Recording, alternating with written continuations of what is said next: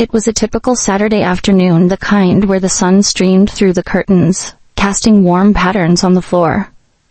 I was lounging on the couch, scrolling through my phone when I heard the faint sound of footsteps approaching. My little brother, Jake, had been unusually quiet all day, and I was curious about what he was up to. As I turned to look, I caught him peeking around the corner, his eyes wide with a mix of curiosity and mischief. I raised an eyebrow, half expecting him to ask for a snack or to play a video game instead.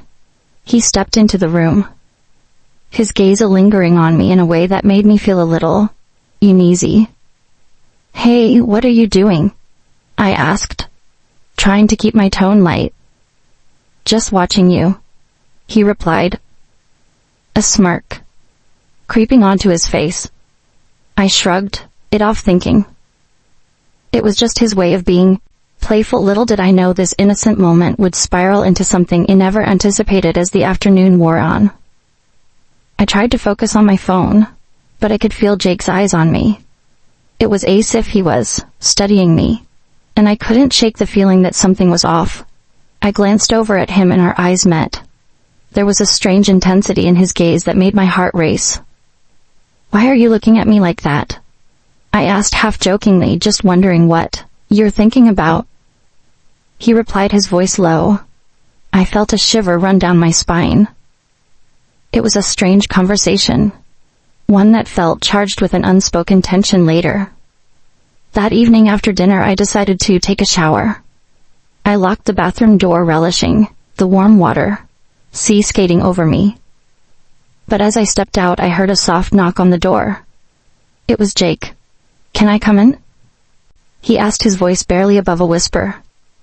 "No. Give me a minute," I called back, wrapping a towel around myself. I could hear him shuffling outside, and my heart raced. I quickly dried off and dressed, trying to shake off the feeling of unease. When I finally opened the door, Jake was standing there, his expression unreadable. "I was just waiting for you," he said, stepping into the bathroom as if he owned the place. I felt a rush of annoyance mixed with confusion. "Jake, what's going on with you?" I asked, trying to keep my voice steady. He hesitated for a moment, then blurted out, "I want to be with you." "Like really be with you?" I stared at him, my mind racing. "What do you mean?" I asked, my heart pounding in my chest. "I mean, I want to have sex with you," he said, his voice barely above a whisper. The words hung in the air, heavy and shocking. I felt the mix of disbelief and confusion.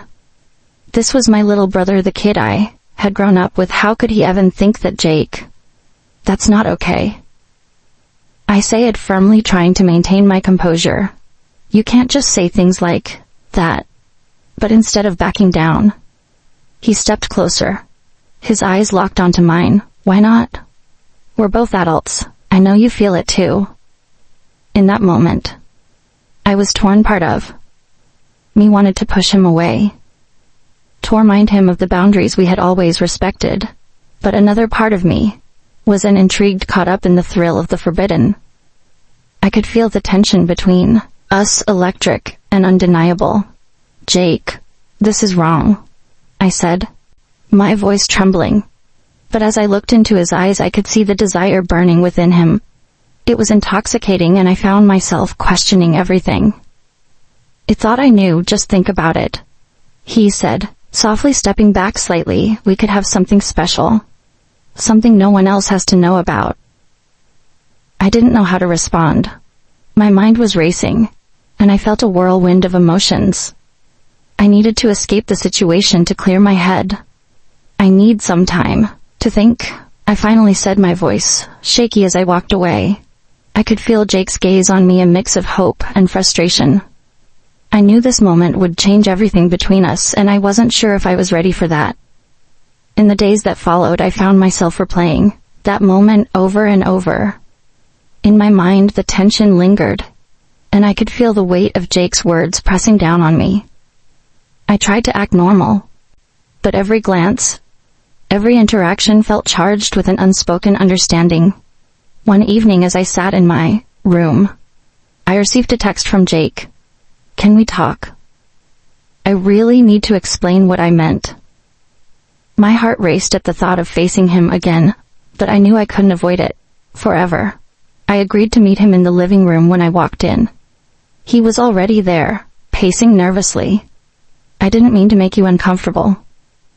He started, his voice low. I've been feeling things. I can't explain. It's like I see you differently now. I took a deep breath, trying to process his words. Jake, this is complicated. We're siblings. We can't just ignore that. I know, but what if we could what? If we could have something that's just ours? He pressed, his eyes pleading. I felt a mix of fear and excitement at the thought. You're asking for something huge.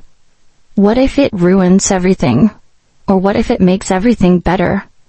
He countered, stepping closer. I just want to explore this with you. No one has to know. The idea was intoxicating, and I found myself drawn to him in a way I had never considered. Before I need to think about it, I said, my voice fairly above a whisper. Just promise me you'll consider it. He replied, his expression earnest. And if you want to talk more, I'm here. As he left the room, I felt a whirlwind of emotions. The lines between right and wrong blurred, and I was left questioning everything.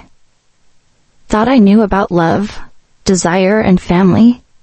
If you enjoyed this story and want to hear more about complex relationships and unexpected twists, make sure to like and subscribe to my YouTube channel for more intriguing content.